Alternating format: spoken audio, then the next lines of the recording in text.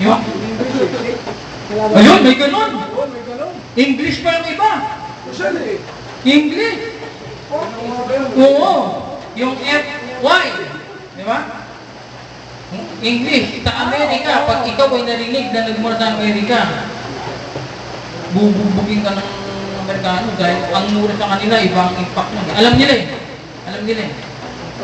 Dito sa atin, parang normal na lang eh. Nandito sa malayo. Hoy! Nandito mo! Magpain mo! Ikaw din!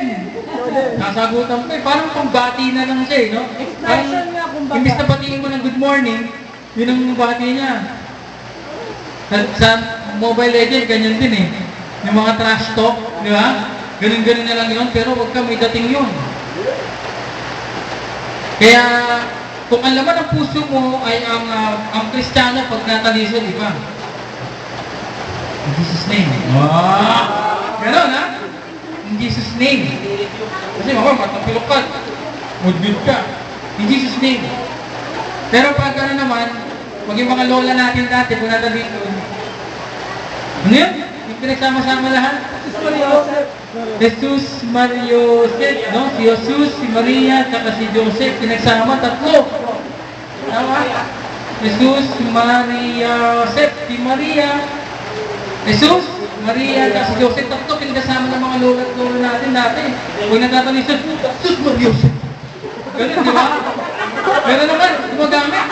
Hindi pa naman, gumagamit naman ng hayop. Huwag natatalisan, kabayo. Mama mo, gano'n. Kabayo, no? Minsan, gano'n. Eh, yung iba pang ginagamit, maselang bahagi ng katawan. Ay, pe!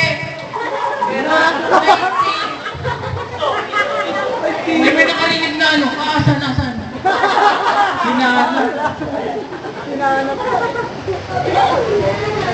Ano na nangyayari sa mundo?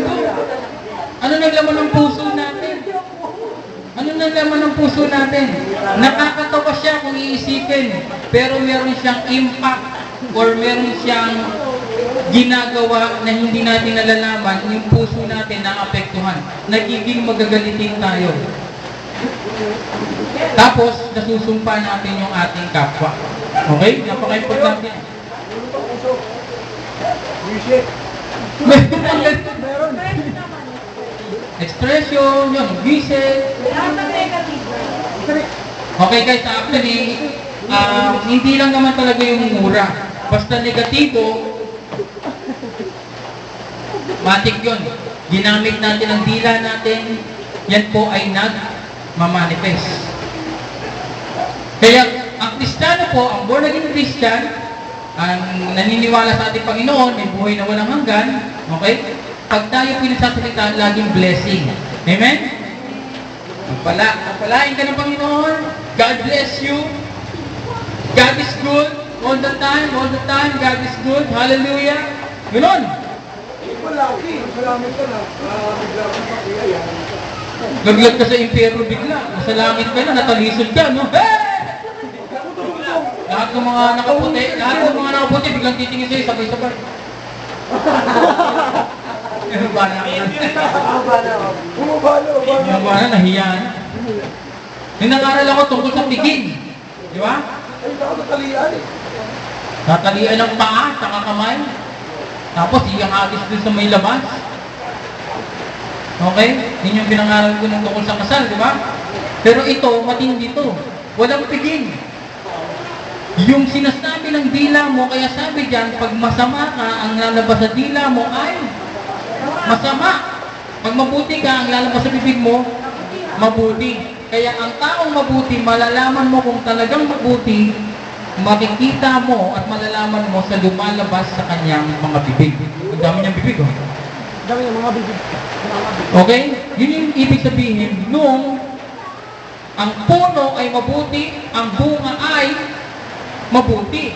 Ang puno na kurak, ang bunga ay pangit din. Pag pangit ang bunga, anong gagawin? Binibenta pa rin yun. Kaso nga lang, binibenta na mura. Mura din yung kinalabasan. Di ba? Bumalik na naman sa mura. Pag pumunta ka sa palengke, anong mga mura doon?